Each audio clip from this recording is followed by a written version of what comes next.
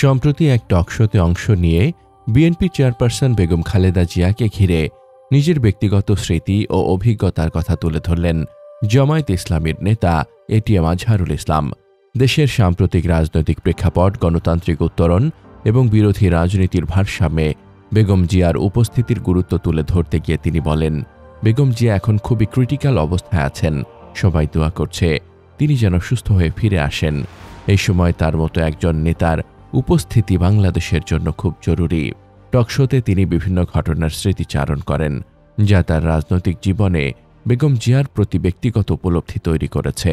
তিনি জানান, একাধিকবার বিএনপি নেতাদের সঙ্গে খালেদা জিয়ার বাসায় যাওয়ার অভিজ্ঞতা রয়েছে তার।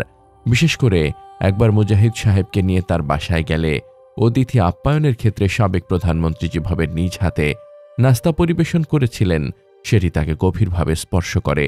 এটিএম আজহারুল ইসলামের ভাষায়, বাইরের মানুষ অনেক কিছু দেখেন, কিন্তু ভেতরের ঘরে উনি অত্যন্ত শালীন, ভদ্র এবং মেহমানদার।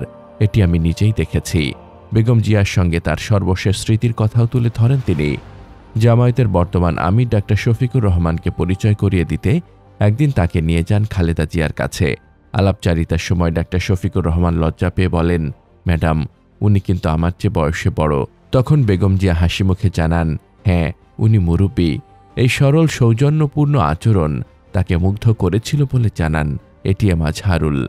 তিনি মনে করেন, বিএনপির নেতৃত্বের ভেতরে খালেদা জিয়ার সঙ্গে তার সম্পর্ক অন্য কারো তুলনায় অনেক গভীর ছিল। ওনার সঙ্গে আমাদের কখনো দূরত্ব তৈরি হয়নি। এ মন্তব্য করে তিনি যোগ করেন, তিনি সব সময় আমাদের গুরুত্ব দিয়েছেন, আমরাও তাকে সেইভাবে অনুভব করেছি। আমার কাছে মনে হয়েছে বিএনপির ভেতরে একমাত্র তিনি নিঃস্বার্থভাবে কাজ করেন। অনেকেই স্বার্থের জন্য আসে, কিন্তু উনি স্বার্থহীনভাবে দল ও দেশকে নিয়ে কাজ করেছেন। বর্তমান রাজনৈতিক পরিস্থিতিতে বিরোধী দলগুলোর মধ্যকার দূরত্ব প্রসঙ্গে এটিএম আজহারুল ইসলাম আশাবাদ ব্যক্ত করেন। তার মতে, বাংলাদেশের রাজনীতিতে মূল্যবোধ ও পরস্পরের প্রতি সম্মান ফিরে এলে যে কোনো দূরত্ব ঘোচানো সম্ভব। তিনি বলেন, ক্ষমতার লড়াই থাকবে, এটাই স্বাভাবিক, কিন্তু লড়াইটা ন্যায্যভাবে করা যায় কিনা, পারস্পরিক আস্থা রাখা যায় কিনা, এটাই আসল কথা। পশ্চিমা দেশগুলো পারে, আমরা কেন পারব না? ধর্মীয় ও সামাজিক মূল্যবোধকে সামনে রেখে তিনি আরও বলেন, আমরা তো মুসলিম, আমাদের আরও বিনয়ী, আরও সংযত হওয়া উচিত। যদি আমরা সবাই সেই মনোভাব নিয়ে এগোতে পারি, রাজনীতিতে বড় পরিবর্তন আসবে ইনশাআল্লাহ।